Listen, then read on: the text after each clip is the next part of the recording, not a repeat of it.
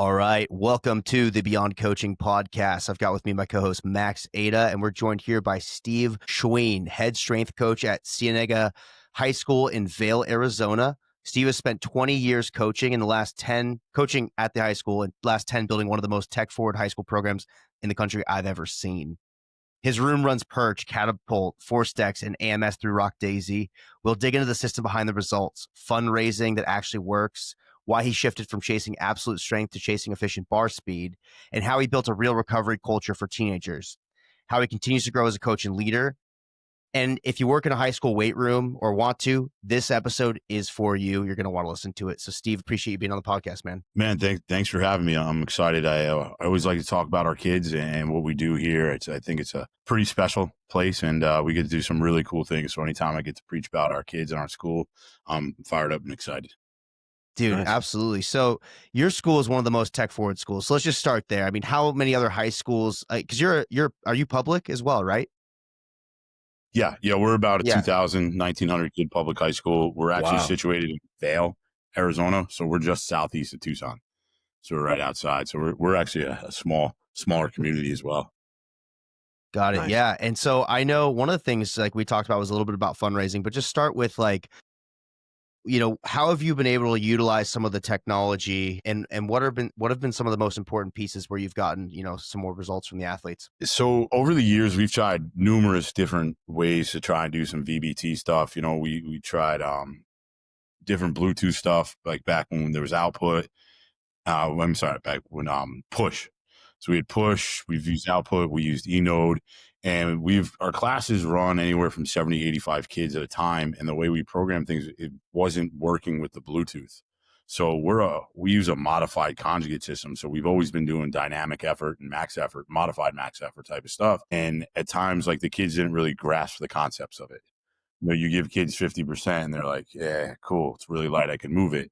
So we were doing dynamic effort, but not really utilizing it. And then so when we were able to install Perch last year and, it's mounted on the rack, we had an electrician come in and the power goes right to the ceiling, runs right to the iPad. The kid opens the iPad. It's right there. It's been amazing for us. So and Perch is like a 3D computer vision system that detects barbell speed. Right? Yep. So we use speed, path, and power output, and those are the main metrics and things that we use. So it's always powered on. So the kids, when they come in, they open up the iPad, that app's open, they log their names in, they go to their lift because everything's programmed into that system for them, and it's seamless and flawless to where we get to go with that. So then we were able to start doing, because if you tell a high school kid, hey, today you're 75%, that's not happening. So we weren't really getting where it was, but now that we have a zone and we can see, like, they don't even need to, like, we started with our beginners now. We've got our beginners on it. So in the past, it was like, hey, you could add 5 pounds here, you could add 10. Nope. This Perch also has an assist on it that tells you how much you should add.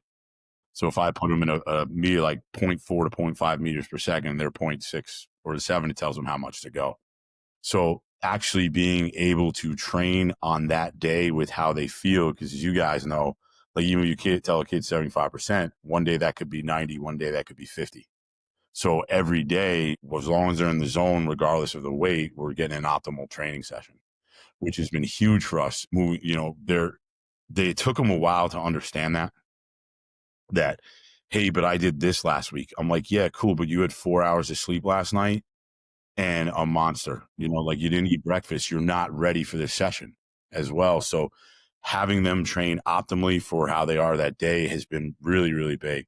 But then also moving it to when we do dynamic effort stuff is they were really mad at first, and they started calling it the ego killer, because they had to take all this weight off the bar to get it where we wanted it to be. They didn't understand they weren't moving the bar at the speed they were supposed to be. They just said, oh, no, I'm moving it fast. No, you're not. That says 0.5. Like you're almost an absolute strength, and I need you up in strength speed. So having that, and then they learn it. Like our kids are really good. I'm really blessed to have great kids. So our kids will walk around school all day with their RockDaisy or their Perch app open, comparing load velocity profiles and force curves. So they know how to read it and understand it. It's just not like, okay, cool, red means bad. Well, why was this red? why was that rep that way? And what do I need to make that adjustment to? So that having that full-time velocity piece has been really, really big for us in how we train and the efficiency of it. And we're seeing huge growth and development in what we're doing with our kids. And we actually are, this morning, our 0-hour class, we did some cleans, and I showed them at the end what their total tonnage was as a group. So we also use leaderboards with them too. So we use wattage when we do our Olympic lifts. So they have a leaderboard right up on the big TV. So they're always fighting to try and get up there, and they move heavy things fast. You got to get more wattage. And we had a group that didn't always want to train efficiently. And then today, what we showed them, their amount of sets and their total tonnage that they did was just unbelievable. And they didn't get it. It was an aha moment. That's cool. Like, wow, we really are doing this, and this is really cool, and I feel really good right now. So how many different pieces of like individual pieces of technology and software are you guys using? And then do you guys like aggregate all this somewhere? Yeah, so we have 17 of the Perch units, one per rack, because we set 17 racks. We have one set of Vail ForceDecks. Then we utilize a plyomat for vertical. We go out to football. Football is 26 Catapult units. And then that all goes into RockDaisy. So we take all those systems. And then also with RockDaisy, when we do things like the vertical, or we also have Dashr silvers. So when we do speed testing, like we manually input that. So all of their body weights, their verticals, broad jumps, any of that all gets into RockDaisy. And then so they have different profiles within there that we utilize. And then it's also a way we use a Readiness wellness questionnaire for them as well. It's a really cool like slide bar questionnaire, and they can also pick on the graph like, hey, my hamstring's sore. Right. So we know before they're coming in, before they even have to communicate with us, and we know where it's at. The kids are really good and honest about it. So we utilize that AMS for a lot. Nice. Yeah. I mean, again, like incredible. Like just the tools that you have, it's just so cool to see. And I love, our previous conversation when I met with you before and we talked about some of these things, I was blown away that one, you have these tools, and two, again, public high school. And I know let's talk about too, because I know there's definitely high school coaches listening to this, and you've had some success with some fundraisers. So take me through that fundraising process that allowed you to do some of this stuff. Yeah, we got really lucky the last couple of years. Most of our sport teams do 2 fundraisers, one at the beginning of their season, one out of season, so they can get their funds. But my head football coach, God bless him, Justin Argraves, told me a couple of years ago, because I was always pushing our fundraising guy. I'm like, I got to do this, man. I need money, like, to train these kids. He's like, no, we can't. Justin said, no, go ahead, take it. You can do it. So what we started doing, we did one of the online text donations. So we take all of our student athletes, and they make calls and send texts to the friends and family, and we get donations for the program. And, we weren't sure how it was going to go the first year, and we pulled in about $47,000. And so we were able to change a whole lot of stuff. Like, we only had like like 65 to 85 kids at a time with one set of dumbbells, right? Anything we ever did had to be unilateral. With that money, I told the kids, like, hey, you want to get some power blocks? So we put a set of power blocks at every rack. We changed all our old metal weight into change plates, so it's more efficient, and bumpers. So we bought all these things that we were able to change our programming and the dynamic of the room with it.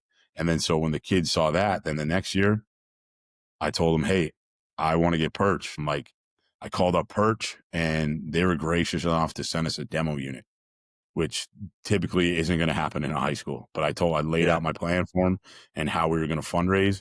And we put that thing up. We let kids randomly go through it each day. And they're like, yeah, this is really cool. Let's raise some money for it. So then we raised the money for that. So we just finished our 3rd year with it. And, what I love about it, and we talked a little bit last time about our culture over here, is we do this at the beginning of May, and our seniors participate in it, and they're graduating in 2 weeks. And they still get money donated to it because of the 4 years that they came through. And we try and teach them, leave a place better than you found it. That's a legacy. So we were super lucky with that. We've tried t-shirts and all that good stuff. And, but now they fundraise and I just give them shirts. So it's awesome. That's been the biggest piece, was that. That's cool. being able to get that text donation. Like, we don't have to go out and sell anything. And almost every kid that walks to our weight room participates unless they're in a sport they're doing it the other time. And I know that's hard. Some of the coaches I've talked to haven't been able to do that. One coach is really, really smart. Right? He does like the gold cards, right? The coupon cards. He gets the kids, every kid in his program only has to sell one. He's got like 1,200 kids in his program. So if they sell one with 1,200 kids, that works for them because that doesn't infringe on any of the other sports. So our sport coaches are all about it too. Because at first I was like, are they going to be okay with their kids fundraising for our fundraiser? And then they realized, well, no, because that really benefits us.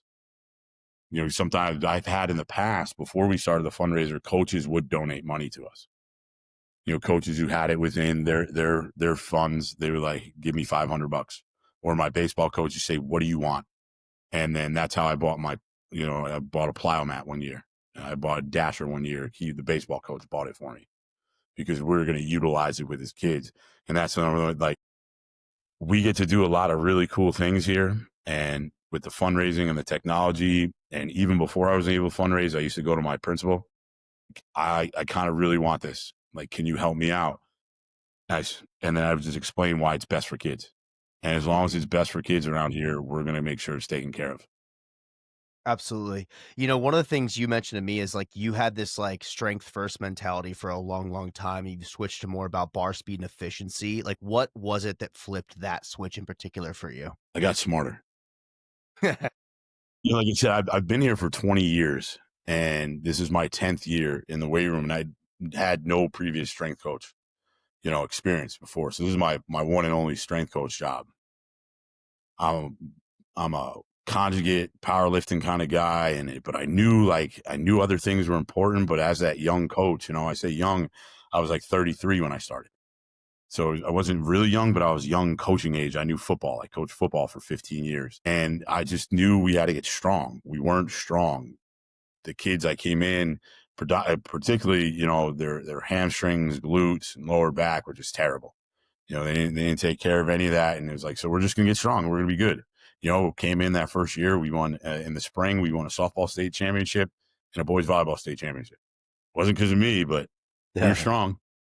And then, the more and more I got into the strength world and more into educational pieces and not just reading certain articles, like I got a great library of books, and I have some awesome resources that I can call upon.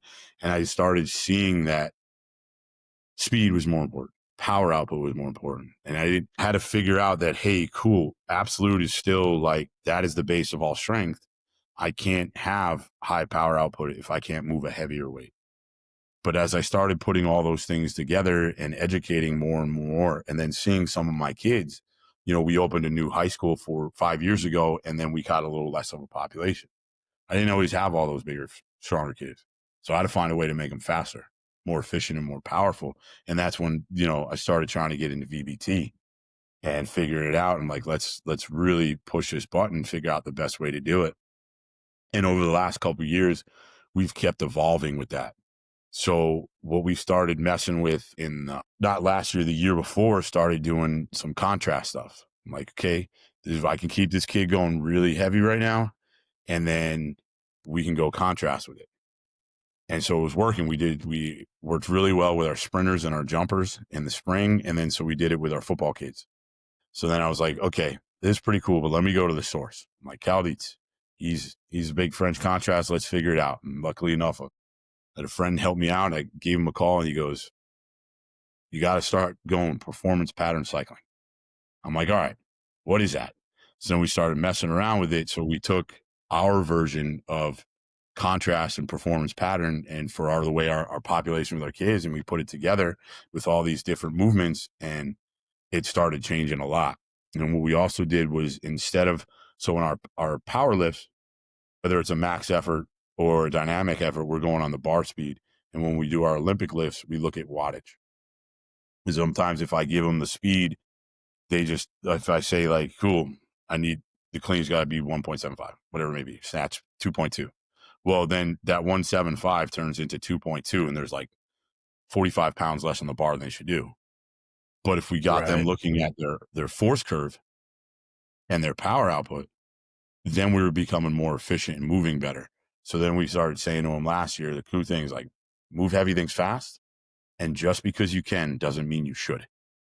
So we started teaching them about what's more efficient. If you got a clean at 245, that's, 2,200 watts. And then you've got a clean at 275, that's 1,500 watts, just for example. Like, which one's more efficient? One with a higher output.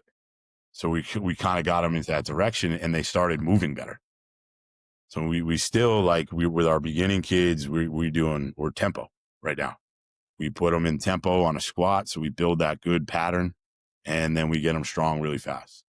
And then, so we kind of hack that system a little bit more, and then we'll start pulling them off of that as they get a little bit older, and then figuring it out. The other thing that we really kind of clicked to when we got into more VBT was we use a lot of bands and chains, is how much better they can be when they worry more about driving through the band tension than the weight on the bar. So we always tell them, don't worry about the number on the bar, worry about the number on the screen right now. And that really started hitting home with them. And then all of a sudden you take the bands off, and then they're flying through the top of a squat because all they know now is acceleration. So we're doing things through and accelerating, and then that's correlating to when we're going out to other places on the field and the court and whatnot. Max, question for you, just because, your background with Olympic weightlifting, do you feel like a lot of these tools are going to start being utilized in Olympic weightlifting as well? I know some coaches already swear by it, but do you see it growing in that aspect too? Yeah, I mean, I would say the biggest thing, I don't know how much it's actually had an impact yet, but I know of a few weightlifting coaches that have definitely started doing a lot of data tracking. So they'll do a lot of like VBT data tracking with like gym awares. I know a guy who has Perch units, a lot of force plate stuff now. And there's probably two factors. There's one is it's more available. It's cheap enough, or they're making enough money now that it can be justifiably, hey, let's buy some force plates for the gym, and it's just more available. And so more people are going to get access to it. I think that, like from the perspective of like what coaches are doing with it, it's hard to know because, there's not a lot being shared as far as like just, general knowledge. But I think in Olympic lifting, it's like the biggest thing I've seen recently is the last like 5 years, you've just seen so much more of that technology trickle in. And I know coaches are, I mean, the ones that are using it, I love it, so I'm not sure what they're doing, but I know it's definitely become like probably the newest thing as far as like, what, where people are going. And it's probably a matter of like, edging out people, right? Trying to get more out of it, trying to figure out how to make it better, how to make your systems better, tracking. Did we actually get stronger in this way? Are we actually producing more vertical force against the ground? Like, and there's a ton of that stuff that was just like a, kind of unknown before. So for sure. It's there. There's two things with that. One was really cool too, is when we begin teaching the lifts, or even with kids advanced, it goes having them look at their bar path. Yeah. Because, the bar flies away from them, and then they're like, oh, I was nice and tight. I'm like, no, look at this curve right here. So that's been really cool with that. And then what I did too is I started on, because with the RockDaisy, I could integrate different systems. So the ForceDecks, what we did is we built a dashboard that has their clean power with their counter movement jump power. Right. So we can look at them right next to each other and see if like, are we actually putting these two things together or not? Yeah. I think what's cool, especially with what you guys are doing, you have so many different technologies. It's not like you're just like, we've got VBT units with a tether at every station. You guys have a bunch of different kind of technology. You've got everything from catapults to, Perch to force plates. And like, you have the ability to sort of look at like the actual adaptations made from the training. And so you can dial in training however you want. That's something that's really unique. I've never really seen, even at the university level. I mean, I did podcasts once at UCLA. Probably, I mean, hands down, the most impressive weight room facility I've ever seen. The entire wall is a door that lifts up to a field, and they had like an amphitheater where they would do like lectures. Insane. But they didn't have that kind of level of like that stack of technology integrated. So it's impressive what you guys are doing. I think the fact that you've got to be at the forefront of what any high school, in the country is doing as far as how you're integrating tech with the process, which is, I just do. like I know crazy. a couple other guys that I steal from and I call from, Okay. a couple of, My buddy Adam Vogel up in Chicago is huge. Like I take Yeah. a lot of stuff from him. He's a Perch guy. Rob Brokaw up in Phoenix, he's one of the few guys that also has ForceDecks. So, we do a lot of that. But yeah, we're few and far between out here in Arizona as well. But a couple 100%. guys got some outputs and stuff like that. One of the things you do as well that really impressed me is your recovery days. I want to know, how do you sell nap time and rain sounds to high school athletes? How does that work?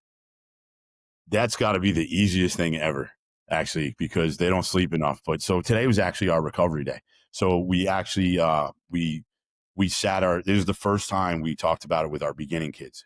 So they're starting to figure it out. We're getting the systems. I'm like, all right, let's learn the tools. So I had my TAs line them all up. So we had lacrosse ball, neuro spike ball, floss band, PVC roller, foam roller, 80-pound body tempering roller, 50-pound body tempering roller, our recovery boots, and massage gun, like all laid out. And we went through each one of the pieces and how we utilize them, let it do. And it said, hey, go hang out, have fun, just figure it out. But so our advanced kids that have been doing it for a while, they know what works for them. Some kids go straight to the floss band. Like they love that. They got the compression and the flush. Some kids go right to but you wouldn't believe the amount of kids that love body tempering. I mean, well, it's such a great tool. I absolutely love it. And then so when we integrated that in, that was great. So what we do is we do a little bit of mobility, about 10 minutes of first we do our RPR. So we're a big RPR school. We do RPR before all our sessions. And then we'll do a little bit of mobility. Then we get them in the room and then they choose what they need to take care of for that day. So you got like 30 kids body tempering, 5 kids in recovery boots, some using a massage gun or a spike ball, and then say, hey guys, and when we do that, our first hour football kids like to listen to smooth jazz. And then our other kids listen to classical music. So we like put on like a classical reading list for brain stimulation as well. And then if they're doing really good, if taking care of themselves, we'll flip the lights off, turn on the rain, and give them a 5-minute power nap. And people walk in sometimes like, this is what you guys do. I say, come back tomorrow when they're listening to heavy metal and cleaning. Like my kids need the day. It's, they're not getting it all at home. I mean, if I could feed them all at the same time, I'd do that too. But we give them that power and have kids that'll be out too. But so it's it's really cool. It's very different. And I tell other coaches, I let them nap. They're like, oh my God, I never even thought about that. I'm like, why not?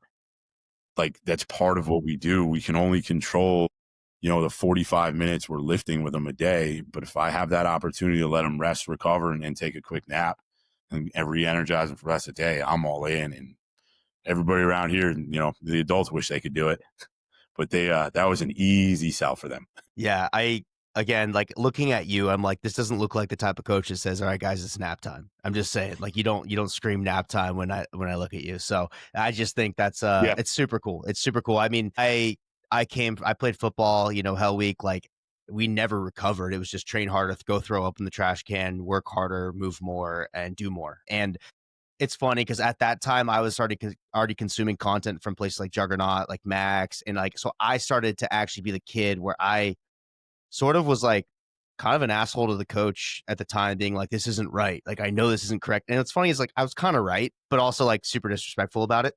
But it's just interesting to see how it's changed. And that was, a little over 10 years ago. I'm not too old, but yeah, it's just super cool to see how tech forward you are and recovery oriented. Another thing that I found really interesting is you read to your athletes, you teach some stoic philosophy. What's the impact of that beyond the training? And I tell the kids all the time, like if one person listens, I'm still going to do it. And I think it's been a really, really big piece. In fact, we got one of our shirts here, Burn the Ships. We read that story to them every year. We have that same flame logo above our doors. So they understand every day they come in, it's 100% commitment. So, but when I started doing that years ago is like, all right, man, how is this going to go? And I'm going to tell 85 high school kids to sit down in front of me and you're going to have your kids that don't pay attention. And you have the kids who call you 8 years later, still talking about the books. The kids buy the books.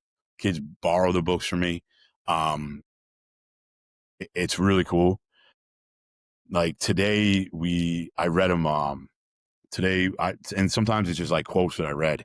So I saw a Jalen Hurts quote the other day.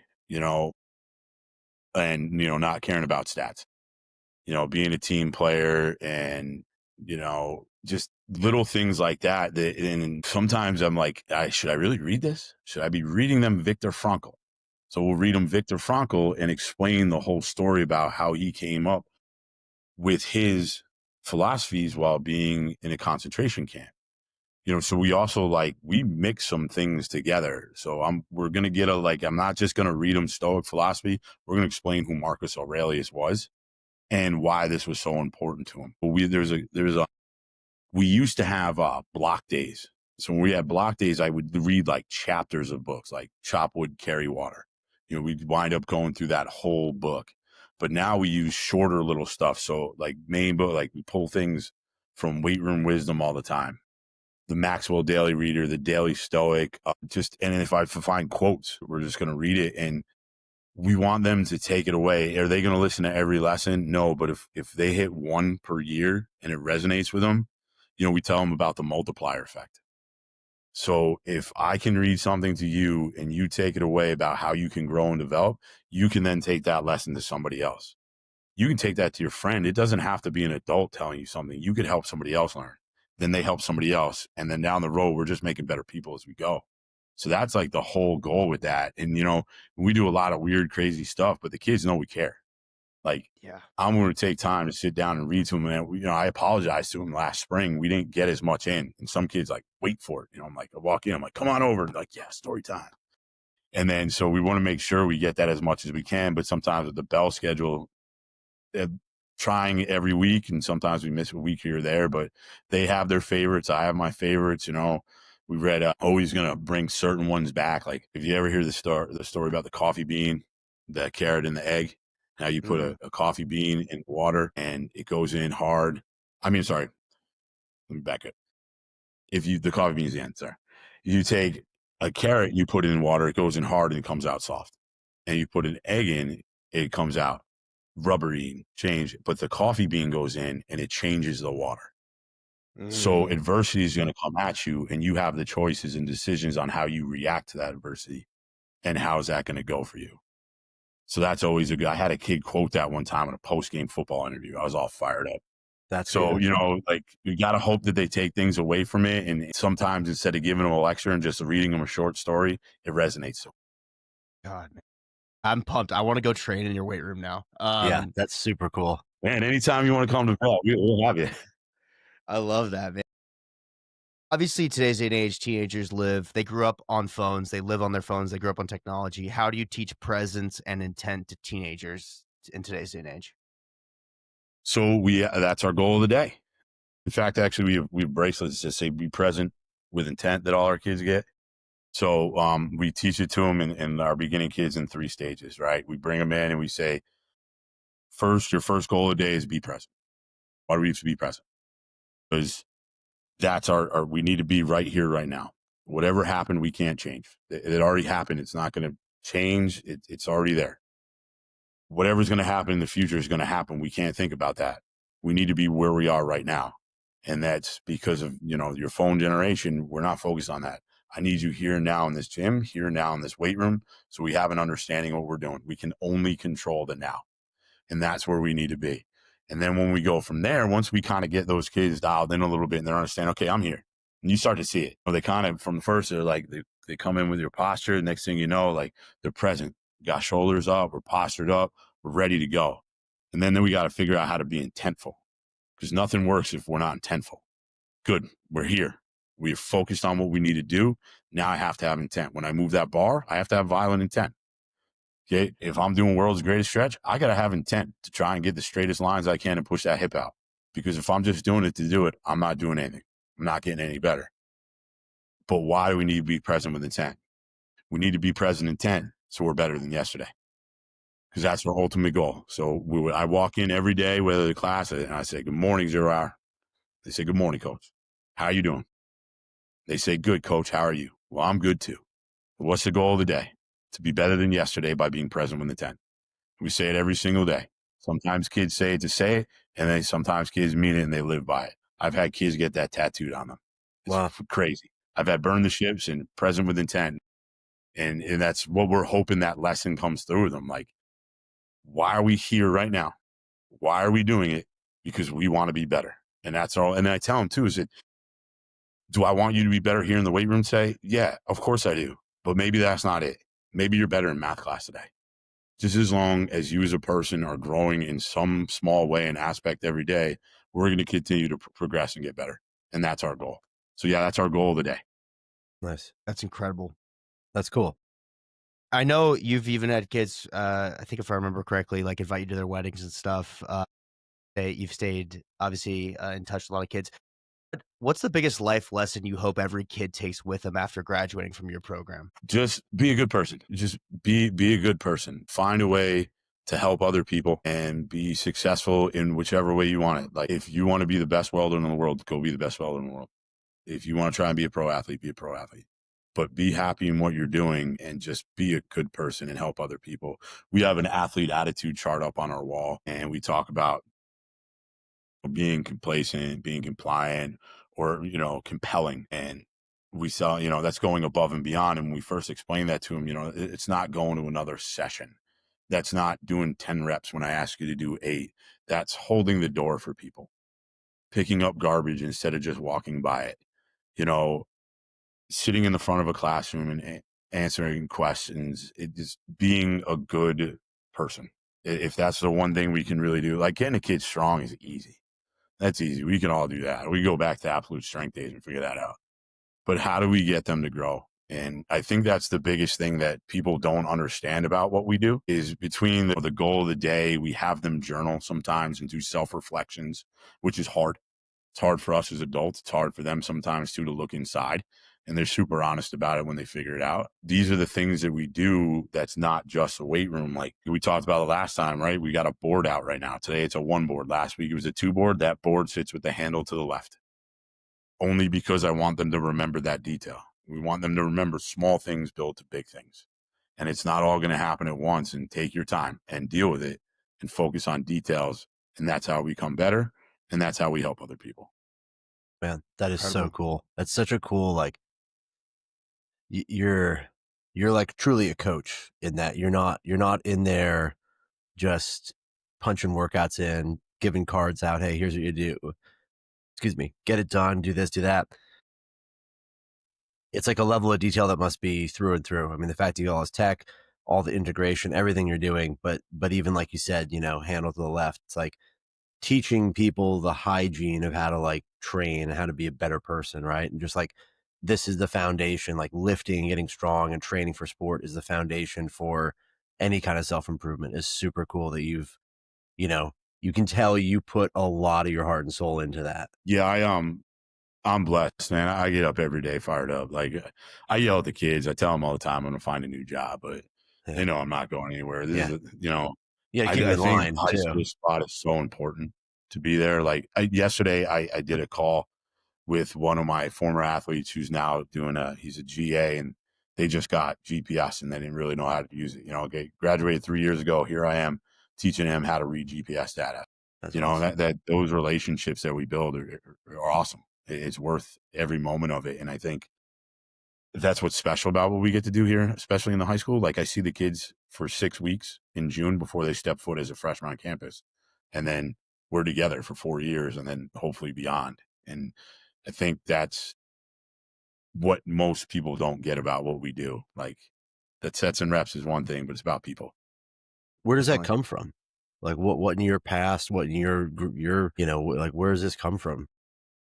I think I had a really good, I went to Brockport for Brockport State, played football, a bunch of guys, and Rocco Salomon was our coach at the time. And that's what the messages he always gave us.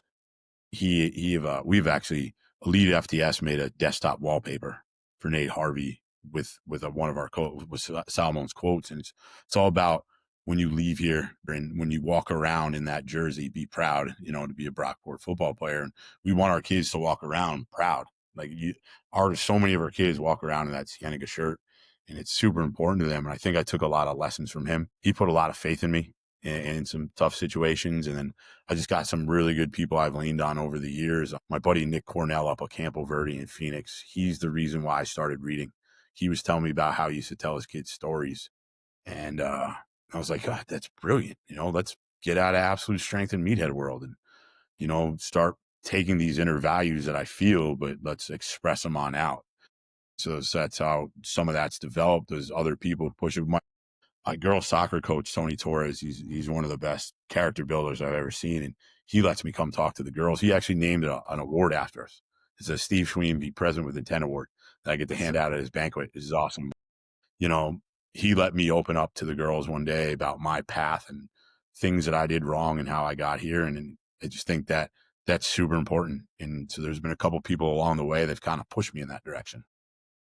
Yeah, definitely. One of the things you talk about too, and I wanted to really get into, was the NHSSCA and how it's developed you as a coach. How has it shaped your career, and why do you think every high school coach should know about it? I mean, the NHSSCA is phenomenal, the National High School Strength Coach Association. I'm lucky enough to be in a leadership role for it, but it started up right when I started this job. So I'd never been a strength coach before, and here's this new organization just for the high school coach. And one of the things is I've built so many connections and friendships alone with that.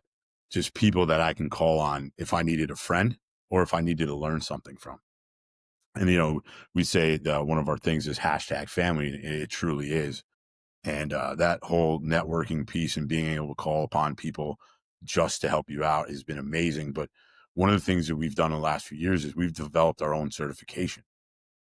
So it's geared directly towards the high school coach, because what you have like around, not everybody has a strength coach. Some of you have the PE teacher in there who took PE classes a long time ago, but just been like a football coach. So now you have your basics, your exercise physiology stuff that you find in the CSCS, but then you also got curriculum development, how to write a lesson plan, how to fundraise, how to work with administration. Excuse me. So it's hugely geared towards the high school coach. And then we just, the clinics and conferences we put on are amazing. Like this past summer, we were in Memphis, the Christian Brothers Academy. Michelle Lewis Freeman, Olympic coach and sprinter, came into the session. Jimmy Radcliffe. There's just a lot of great people. And then all these good high school coaches. It's coaches helping coaches, and there's not a single ego involved with it. And the resources that we have are just phenomenal, just to make sure, because again, not every school has a strength coach. And some have strength coaches who came from the college level and don't understand the workings of the high school. So to be able to have a resource dedicated just for the high school coach, I mean, we got our own YouTube channel, Coach's Corner stuff. The educational material alone is worth it. But the relationships and the networking and the friendships, some of my best friends I didn't meet till this, and they live across the country. I'm talking to them all the time. And we even got our own little foodie text group. I love to cook. So a couple of us guys get together that love to cook and have our own text thread, Crazy. When can we go down there, Zach? When do we sign up? When do we get back to high school? I want to get after it, dude. I just want to get after it so bad. I still have dreams. I have reoccurring dreams that I'm playing like one more game of football and like I'm late to the game or something, or I can't find my knee brace. And like, it's so funny. What's as we close out here, Steve, if you were mentoring a young coach entering a high school weight room today, what's your top 3 pieces of advice? Ask questions. Number one, to ask questions. Don't think you know the answers, because I don't know the answers. In fact, I had a kid last year when we tried changing stuff. He was a senior. He goes, Coach, why didn't we do this when I was a freshman? I said, are you smarter now than when you were a freshman? He goes, yeah. I said, so am I. I didn't know these things. Ask questions and learn, and be willing to be coached. Like I send stuff to other coaches so they can say, no, you're doing that wrong. I'm like, okay, cool. That's why I wanted to check. So ask questions, be humble with that. Think outside of the box. Don't I'm a conjugate guy, but that doesn't mean I can't do everything else. I say conjugate, but we have so many different aspects of other programs built in because it works for us. Like when I give presentations, that's the number one thing I say. I put it up, I said the Cienega way. Okay. There's the right way, the wrong way, and the Cienega way. Why? Because it works for us. It may not work for you guys, but it works for us. So I taken all this and these adaptations. And then just find people. And if you're in a high school, learn to not just be the strength coach. if you're in a high school, be more than a strength coach. Go find, do like I'm doing some ACT stuff this year. Like branch out. Don't be the guy just hides in the corner. Know your campus, know your teachers, take care of the people that are important, your custodial staff, your secretaries. Like we're an important part, but there's a lot of other important people. The high school is a little bit different than other places. Take care of people, get to know them, and do things that aren't just in your weight room. I want to try one more segment that's new, but I want to integrate this. It's a rapid fire question segment. I got 3 questions. Okay. Try to keep the answers, short, sweet, punchy. Best purchase under $1K for a high school weight room. Best purchase under $1K. Oh, bands, we utilize them for everything. We put them on the bar. We stretch with them. We do things like tricep push downs, like whatever you do. I can do 75 different things with bands, and I can make them last for a long time. That was one. Yeah, wait. I got to keep it short. No. Either way, it's good. Most underrated quality of a successful high school strength coach. I think relationships. I think it's that comes back to relationships. People just think we're sets and reps people. They don't understand what we're doing with kids and hanging out. And so I think there you go. Love it. And if you could change one thing about high school strength conditioning nationwide, what would it be? I want to change the perception of it. I want people to understand what we do and that we don't just show up and put 3x10 on a whiteboard and sit down with a paper and let kids lift. That we're developing whole people and we're scientifically backed in what we do. I would love to change the perception and get qualified, certified strength coaches in every weight room. I love it, man. Steve, we appreciate you being on the podcast today. Oh, man. Thank you so much. I had a blast. Yeah. Thanks for being 100%. here.